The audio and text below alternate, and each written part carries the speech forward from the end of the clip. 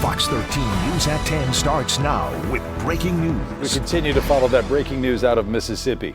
A mistrial has been declared in the case against Timothy Herrington. Herrington was, of course, accused of murdering Ole Miss student Jimmie J. Lee after Lee disappeared in July of 2022.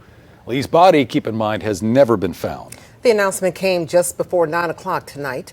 Let's get right to Fox 13's Jack Bilyeu, who's been inside the courtroom from day one. He was also there tonight when the judge announced the mistrial.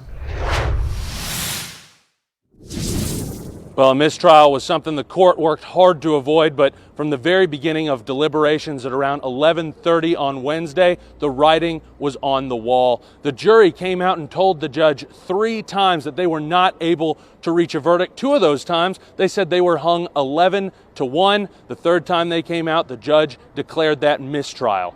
Timothy Herrington is accused of murdering 20-year-old Ole Miss student Jimmie J. Lee, but the case is a complicated one. Lee's body was never found, and investigators didn't find any trace DNA or clothing fiber evidence. Instead, they used cell phone data, including messages, location information, and surveillance footage to try and prove what happened. They built a timeline of Herrington's whereabouts with a couple of holes in it where he could have killed Lee or disposed of that body, but ultimately they left it up to the jurors to make those logical jumps in their head. The defense, on the other hand, didn't even present an alibi for Herrington during the time of the disappearance. Instead, they just poked holes in the prosecution's case from day one. Here's the judge's reaction to learning there would be no verdict. I think after 9.5 hours of deliberation, if it doesn't, just my reading of the jury, I think we were hopelessly deadlocked.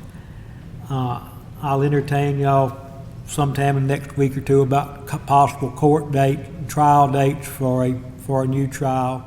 So what's next in this case? The judge says he'll be meeting with the defense and the prosecution to discuss the next steps. They say there's going to be a meeting sometime over the next week to work out what it'll take to have a retrial. They say there's a possibility this might be held in some other jurisdiction, which was brought up before this trial. There's no time frame on when we could see the case tried again, but I'll remind you, it took more than 2 years after Lee's disappearance to put Herrington in the courtroom. In Oxford, Jack Bilyeu, Fox 13 News.